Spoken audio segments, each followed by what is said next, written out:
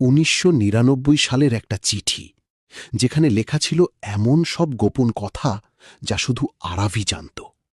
কিন্তু সবচেয়ে ভয়ঙ্কর সত্য ছিল, সেই চিঠি লিখেছিল ভবিষ্যতের আরাভ নিজেই। বৃষ্টিতে ভেজা সেই পুরনো রেল স্টেশনটা যেন বহু বছর আগের কোনো মৃত স্মৃতি হয়ে অন্ধকারের ভিতরে দাঁড়িয়েছিল।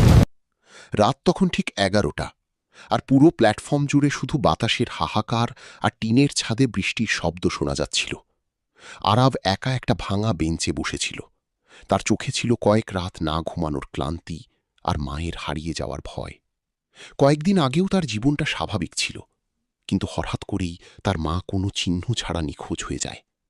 পুলিশ অনেক খোঁজ করলেও কোনো প্রমাণ পায়নি, যেন মানুষটা হাওয়ায় মিলিয়ে গেছে। আরাভ প্রতিদিন এই স্টেশনে আসত, কারণ তার মা শেষবার এখানেই দেখা গিয়েছিল। স্টেশনের ভাঙা ঘড়িটা অনেক বছর ধরে ১১টা ৪৭ আটকে ছিল, যেন সময়ও এখানে থেমে গেছে। চারদিকে জমে থাকা কুয়াশা আর অন্ধকার জায়গাটাকে আরও ভয়ঙ্কর করে তুলেছিল। হঠাৎ আরাভের চোখ পড়ে প্ল্যাটফর্মের কোনায় থাকা একটা পুরনো লকারের দিকে। লকারটার দরজা অল্প খোলা ছিল, আর তার উপর ধুলোর আস্তরণ জমে সাদা হয়ে গিয়েছিল। কৌতূহল নিয়ে আরাভ ধীরে ধীরে লকারটার কাছে এগিয়ে যায়। তার বুকের ভিতর অজানা একটা অস্বস্তি বাড়তে শুরু করে। সে কাঁপা হাতে লকারটা পুরো খুলে ফেলে। ভিতরে শুধু একটা হলুদ রঙের পুরনো খাম পড়েছিল। খামের উপর লাল কালি দিয়ে লেখা ছিল আরাভের জন্য। নিচে ছোট করে লেখা ছিল ১৯৯৯ সাল। এই লেখা দেখি আরাভের পুরো শরীর ঠান্ডা হয়ে যায়, কারণ তার জন্মই হয়েছে ২০০৪ সালে। তার মাথায় হাজার প্রশ্ন ঘুরতে শুরু করে। কি চিঠি লিখেছে, আর কিভাবে তার নাম জানল? বাইরে হঠাৎ বজ্রপাত হয়, আর পুরো স্টেশনটা এক মুহূর্তের জন্য আলোয় ভরে ওঠে। আরাভ ধীরে ধীরে খামটা হাতে তুলে নেয়, কিন্তু তার হাত এতটাই কাঁপছিল যে খামটা প্রায় পড়ে যাচ্ছিল। বাইরে বৃষ্টির শব্দ আরও জোরে বাড়তে থাকে, যেন পুরো পৃথিবীটা তাকে কোনো অজানা বিপদের সতর্কতা দিচ্ছে। সে ধীরে খামটা খুলে ভিতরের পুরনো কাগজটা বের করে। কাগজটার ভাঁজে ভাঁজে সময়ের দাগ স্পষ্ট দেখা যাচ্ছিল। চিঠির প্রথম লাইন পড়েই আরাভের বুক ধড়ফড় করতে শুরু করে। সেখানে লেখা ছিল, তুমি যখন এটা পড়বে, হয়তো আমি তখন আর বেঁচে থাকব না। লাইনটা পড়ে আরাভের গলা শুকিয়ে যায়। সে বুঝতে পারছিল না এটা কোনো মজা নাকি সত্যিই ভয়ঙ্কর কিছু। চিঠির পরের অংশে তার ছোটবেলার এক দুর্ঘটনার কথা লেখা ছিল। সে যখন ১০ বছর বয়সী নদীতে পড়ে গিয়েছিল, সেই ঘটনা শুধু সে আর তার মা জানত। কিন্তু সেই একই ঘটনা এখানে হুবহু লেখা ছিল। আরাভের চোখ বড় হয়ে যায়, তার নিঃশ্বাস দ্রুত হয়ে ওঠে। চিঠিতে আরও লেখা ছিল তার শৈশবের এমন কিছু স্মৃতি যা পৃথিবীর আর কেউ জানত না।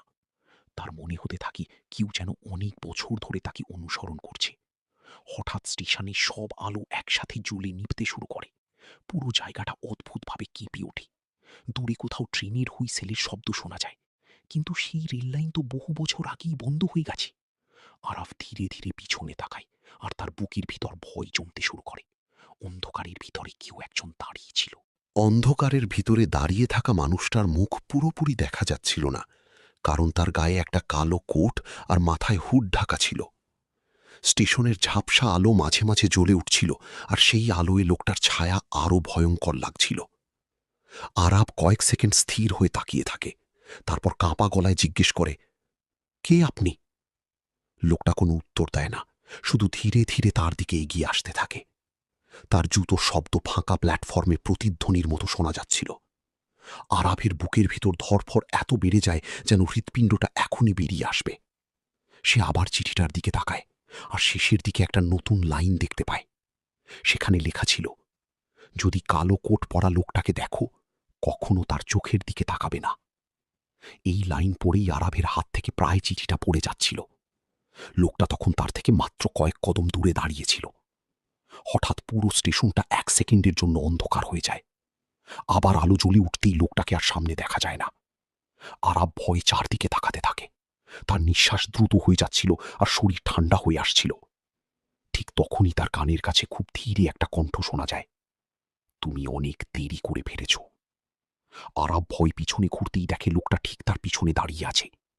তার চোখ দুটো অস্বাভাবিকভাবে ফ্যাকাশে ছিল। লোকটার হাতে একই রকম একটা পুরনো চিঠি ছিল। সে ধীরে চিঠিটা উপরে তোলে আর বলে, এই চিঠি তোমার জীবন বদলে দেবে। হঠাৎ বাইরে প্রচণ্ড বজ্রপাত হয় আর পুরো প্ল্যাটফর্ম কেঁপে ওঠে। আরাফ ধীরে ধীরে পিছিয়ে যেতে থাকে, কিন্তু তার পা যেন ভয়ে জমে গিয়েছিল। লোকটা স্থির চোখে তার দিকে তাকিয়েছিল, যেন সে আরাফকে বহু বছর ধরে চেনে। বৃষ্টির পানি স্টেশনের ভাঙা ছাদ দিয়ে ভিতরে পড়ছিল, আর পুরো জায়গাটা আরও ঠান্ডা হয়ে উঠছিল। আরাফ কাঁপা গলায় জিজ্ঞেস করে, আপনি আমার নাম জানেন কিভাবে? লোকটা কিছুক্ষণ চুপ থেকে ধীরে বলে, কারণ আমি তোমাকে অনেক আগ থেকেই দেখছি। এই উত্তর শুনে আরাবের শরীর শিউরে ওঠে। চিঠিটার ভিতরে আবার নতুন কিছু লেখা ফুটে উঠতে শুরু করে। মনে হচ্ছিল কাগজের অক্ষরগুলো নিজেরাই তৈরি হচ্ছে। সেখানে লেখা ছিল, আজ রাতেই সবকিছু শুরু হবে। আরাফ আতঙ্কিত চোখে লেখাগুলোর দিকে তাকিয়ে থাকে। লোকটা ধীরে ধীরে তার কাছে এগিয়ে এসে বলে, তোমার মাকে বাঁচাতে চাইলে এখনই ব্রিজে যেতে হবে। মায়ের কথা শুনেই আরাবের বুক কেঁপে ওঠে। সে দ্রুত জিজ্ঞেস করে, আমার মা কোথায়? লোকটা ধীরে আঙুল তুলে স্টেশনের বাইরের অন্ধকার রাস্তার দিকে দেখায়। দূরে বিদ্যুতের আলোয় একটা পুরনো ব্রিজের অবয়ব দেখা যাচ্ছিল। হঠাৎ আরাবের ফোনে একটা অচেনা নম্বর থেকে কল আসে। সে কাঁপা হাতে ফোনটা রিসিভ করে। ওপাশ থেকে শুধু তার মায়ের কান্নার শব্দ ভেসে আসে। তারপর খুব আস্তে একটা কথা শোনা যায়, আরাফ, আমাকে বাঁচাও। লাইনটা হঠাৎ কেটে যায় আর পুরো স্টেশন আবার অন্ধকার হয়ে যায়। কেটে যাওয়ার পর কয়েক সেকেন্ড পুরো পৃথিবীটা যেন নিস্তব্ধ হয়ে যায়। আরাব স্থির হয়ে দাঁড়িয়েছিল। তার কানে শুধু মায়ের কান্নার শব্দটাই বারবার বাজছিল। বাইরে বৃষ্টি এত জোরে পড়ছিল যেন আকাশ ভেঙে পড়ছে। সে আর এক মুহূর্তও দেরি না করে স্টেশন থেকে দৌড়ে বেরিয়ে যায়। পিছনে তাকাতেই দেখে কালো কোট পরা লোকটা এখনও প্ল্যাটফর্মে দাঁড়িয়ে আছে। লোকটার মুখে অদ্ভুত এক হাসি ছিল, যা অন্ধকারেও স্পষ্ট বোঝা যাচ্ছিল। আরাব ভিজে রাস্তায় দ্রুত দৌড়াতে থাকে। রাস্তার দুই পাশের স্ট্রিট লাইটগুলো একে একে নিভে যাচ্ছিল। চারপাশের শহরটা অস্বাভাবিকভাবে ফাঁকা লাগছিল। মনে হচ্ছিল পুরো পৃথিবীতে সে একাই বেঁচে আছে। হঠাৎ তার ফোনের স্ক্রিন নিজে থেকেই জ্বলে ওঠে। স্ক্রিনে শুধু একটা সময় দেখা যাচ্ছিল, 2:43 AM। তার নিচে লাল অক্ষরে লেখা ছিল 17 মিনিট বাকি। এই লেখা দেখেই তার বুকের ভিতর ভয় জমে ওঠে। সে দ্রুত ব্রিজের দিকে এগিয়ে যেতে থাকে। দূরে বজ্রপাতের আলোয় ব্রিজটা বারবার দেখা যাচ্ছিল। হঠাৎ রাস্তার মাঝখানে একটা গাড়ি দাঁড়ানো দেখতে পায় সে। গাড়িটার দরজা খোলা ছিল আর ভিতরে কেউ বসেছিল না, কিন্তু গাড়ির রেডিও নিজে থেকেই চলছিল। সেখানে ভাঙা ভাঙা কণ্ঠে শুধু একটা কথাই শোনা যাচ্ছিল, ফিরে যাও।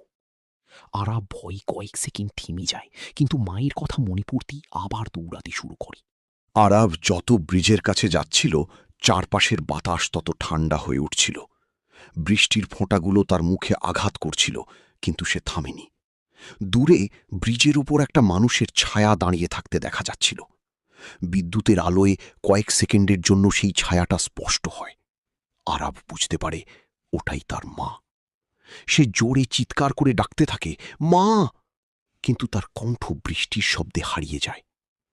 ব্রিজের নিচে নদীর পানি ভয়ঙ্কর গতিতে বইছিল। হঠাৎ পুরো ব্রিজটা কেঁপে ওঠে। পুরনো লোহার তারগুলো থেকে অদ্ভুত শব্দ বের হতে থাকে। আরাব দ্রুত ব্রিজের ওপর উঠে পড়ে। তার মা রেলিংয়ের একদম ধারে দাঁড়িয়ে কাঁদছিল। তিনি ধীরে পিছনে তাকান। তার চোখ দুটো ভয়ে আর কান্নায় ভরা ছিল। তিনি কাঁপা গলায় বলেন, তুই এখানে কেন এলি? আরাফ দৌড়ে তার দিকে এগোতে থাকে। ঠিক তখনই পিছন থেকে সেই কালো কোট পরা লোকটার কণ্ঠ শোনা যায়। সে জোরে বলে, থামো, এখনো সময় আছে। আরাফ পিছনে তাকাতেই তার নিঃশ্বাস আটকে যায়, কারণ এবার লোকটার মুখ পুরোপুরি দেখা যাচ্ছিল। লোকটার মুখ দেখেই আরাবের পুরো শরীর ঠান্ডা হয়ে যায়, কারণ সে যেন নিজেরই চেহারা দেখছিল, শুধু অনেক বেশি ক্লান্ত আর ভাঙা। লোকটার চোখের নিচে গভীর কালো দাগ ছিল। তার মুখে পুরনো কাটা দাগ আর ভয়ের ছাপ স্পষ্ট দেখা যাচ্ছিল। আরাব কয়েক সেকেন্ড কিছুই বলতে পারে না। তার মনে হচ্ছিল সে কোনো দুঃস্বপ্নের ভিতরে দাঁড়িয়ে আছে। লোকটা ধীরে বলে, আমি তুমি, ভবিষ্যতের তুমি। এই কথা শুনেই আরাবের মাথা ঘুরে ওঠে। সে বিশ্বাস করতে পারছিল না তার সামনে দাঁড়িয়ে থাকা মানুষটা আসলে সে নিজেই। বৃষ্টির ভিতরে লোকটার চোখে অদ্ভুত কষ্ট দেখা যাচ্ছিল। সে ধীরে আরাবের দিকে এগিয়ে আসে। তার হাতে থাকা পুরনো চিঠিটা ভিজে প্রায় ছিঁড়ে যাচ্ছিল। লোকটা বলে, আমি এই রাতটাকে থামাতে ফিরে এসেছি। আরাব হতভম্ব হয়ে জিজ্ঞেস করে, কি বলতে চাইছ? লোকটা ব্রিজের দিকে তাকিয়ে ধীরে বলে, আজ রাতেই সব শেষ হয়ে যাবে। তার কণ্ঠে এমন একটা আতঙ্ক ছিল যা মিথ্যা মনে হচ্ছিল না। হঠাৎ ব্রিজের নিচ থেকে বড় একটা বিস্ফোরণের শব্দ আসে। পুরো ব্রিজটা প্রচণ্ডভাবে কেঁপে ওঠে। দূরের কয়েকটা লোহার অংশ ভেঙে নদীতে পড়ে যায়। আরাবের মা ভয়ে চিৎকার করে ওঠেন আর রেলিং শক্ত করে ধরে ফেলেন। ব্রিজটা ধীরে ধীরে ভাঙতে শুরু করছিল, আর নিচের নদীটা যেন সবকিছু গিলে খাওয়ার জন্য অপেক্ষা করছিল। আরাভ তার মায়ের দিকে দৌড়ে যায়, কিন্তু ভবিষ্যতের আরাভ তার হাত ধরে থামিয়ে দেয়। সে চিৎকার করে বলে, ওদিকে যেও না, না হলে তুমিও মারা যাবে। বর্তমান আরাভ রাগে তার হাত ঝাঁকিয়ে সরিয়ে দেয়। সে চিৎকার করে বলে, আমি আমার মাকে ফেলে যেতে পারবো না। বৃষ্টির শব্দের ভিতর তার কণ্ঠ কেঁপে উঠছিল। ভবিষ্যতের আরাভ চোখ বন্ধ করে কয়েক সেকেন্ড চুপ থাকে, তারপর ধীরে বলে, আমি একবার এই ভুল করেছি, আর সেই কারণেই আজ আমি একা। এই কথা শুনে বর্তমান আরাভ থেমে যায়। সে বুঝতে পারছিল লোকটার ভিতরে সত্যিই গভীর কষ্ট লুকিয়ে আছে। হঠাৎ ব্রিজের মাঝখানের একটা বড় অংশ ভেঙে নিচে পড়ে যায়। চারদিকে ধোঁয়া আর ধুলা ছড়িয়ে পড়ে। আরাভের মা ভারসাম্য হারিয়ে রেলিং থেকে পিছলে যেতে থাকেন। আরাভ প্রাণপণে তার দিকে হাত বাড়িয়ে দেয়। ঠিক শেষ মুহূর্তে সে তার মায়ের হাত ধরে ফেলে, কিন্তু ব্রিজের ভাঙা অংশ ধীরে ধীরে নিচের দিকে ঝুঁকছিল। বর্তমান আরাভ এক হাতে রেলিং আর অন্য হাতে তার মাকে ধরেছিল। তার হাতের শক্তি ধীরে ধীরে কমে আসছিল। ভবিষ্যতের আরাভ দৌড়ে এসে তাকে সাহায্য করার চেষ্টা করে। ঠিক তখনই পুরো ব্রিজটা আবার ভয়ঙ্করভাবে কেঁপে ওঠে। পুরো ব্রিজটা কাঁপতে কাঁপতে ধীরে ধীরে ভেঙে নিচের নদীর দিকে ঝুঁকে পড়ছিল। আরাভ মরিয়া হয়ে তার মায়ের হাত শক্ত করে ধরে রেখেছিল, কিন্তু তার হাত বৃষ্টির পানিতে পিছলে যাচ্ছিল। নিচে উত্তাল নদীর স্রোত পাথরের সাথে ধাক্কা খেয়ে ভয়ঙ্কর শব্দ করছিল। ভবিষ্যতের আরাভ দ্রুত এগিয়ে এসে বর্তমান আরাভের হাত ধরে তাকে টেনে রাখার চেষ্টা করে। তিনজনের ওজন একসাথে ব্রিজের ভাঙা অংশটাকে আরও দুর্বল করে তুলছিল। চারদিকে শুধু ধাতব ভাঙার শব্দ আর ঝড়ের গর্জন শোনা যাচ্ছিল। আরাভের মা কাঁদতে কাঁদতে বলছিলেন, তুই আমাকে ছেড়ে দে, নিজেকে বাঁচা। কিন্তু আরাভ চিৎকার করে বলে, আমি আপনাকে ছাড়া কোথাও যাব না। তার চোখ দিয়ে বৃষ্টির সাথে মিশে পানি গড়িয়ে পড়ছিল। ভবিষ্যতের আরাভ কয়েক সেকেন্ড স্থির হয়ে তাদের দিকে তাকিয়ে থাকে। তার চোখে তখন এক অদ্ভুত সিদ্ধান্তের ছাপ দেখা যাচ্ছিল। সে ধীরে নিজের পকেট থেকে সেই পুরনো চিঠিটা বের করে। চিঠিটার কালি বৃষ্টিতে ধীরে ধীরে মুছে যাচ্ছিল। লোকটা খুব আস্তে বলে, এই রাত বদলাতে হলে একজনকে হারাতেই হবে। বর্তমান আরাভ আতঙ্কিত চোখে তার দিকে তাকায়। হঠাৎ ভবিষ্যতের আরাভ নিজের হাত ছেড়ে দেয়। সে নিচের দিকে পড়তে পড়তেও বর্তমান আরাভের হাত শক্ত করে ঠেলে উপরের দিকে তুলে দেয়। বর্তমান আরাভ আর তার মা কোনো মতে ব্রিজের নিরাপদ অংশে উঠে আসে, কিন্তু ভবিষ্যতের আরাভ অন্ধকার নদীর ভিতরে হারিয়ে যেতে থাকে। নদীতে পড়ার আগে তার শেষ কণ্ঠটা শোনা যায়, এবার তোমার জীবনটা বাঁচিয়ে রাখো। সবকিছু হঠাৎ নিস্তব্ধ হয়ে যায়। শুধু বৃষ্টির শব্দটা ধীরে ধীরে কমতে থাকে। আরাভ হাঁপাতে হাঁপাতে ভেজা ব্রিজের ওপর বসে পড়ে। তার মাথায় তখনও বিশ্বাস হচ্ছিল না কি ঘটেছে। তার মা কাঁদতে কাঁদতে তাকে জড়িয়ে ধরেন। দূরে ভোরের প্রথম আলো ধীরে ধীরে আকাশে ফুটতে শুরু করে। মনে হচ্ছিল রাতের সেই ভয়ঙ্কর দুঃস্বপ্নটা শেষ হয়ে গেছে। কিন্তু আরাভের চোখ তখনও নিচের নদীর দিকে স্থির হয়েছিল, কারণ সে জানত কয়েক মুহূর্ত আগে সেখানে তার ভবিষ্যতের নিজস্ব অস্তিত্ব হারিয়ে গেছে। হঠাৎ তার হাতের ভিতরে কিছু একটা অনুভব হয়। সে নিচে তাকিয়ে দেখে সেই পুরনো চিঠিটা এখনো তার হাতেই আছে, কিন্তু এবার চিঠির ভিতরের লেখাগুলো বদলে গেছে। সেখানে নতুন একটা লাইন ফুটে উঠছিল, সময় কখনো কাউকে দ্বিতীয় সুযোগ দেয় না, কিন্তু আজ তুমি ব্যতিক্রম। এই লাইন পড়ে আরাভের বুক কেঁপে ওঠে। সে দ্রুত চারদিকে তাকায়, কিন্তু ভবিষ্যতের আরাভের কোনো চিহ্ন আর কোথাও নেই। শুধু নদীর ওপর ভাসছিল কালো কোটির একটা ছেঁড়া অংশ। ধীরে ধীরে সূর্যের আলো পুরো শহরটাকে আলোকিত করতে শুরু করে।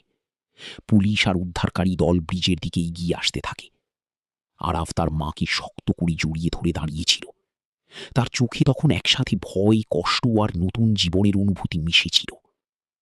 আর অনেক দূরে কোথাও বাতাসের ভিতরে আবার সেই কণ্ঠটা ভেসে আসে, কিছু চিঠি কখনো খোলা উচিত নয়।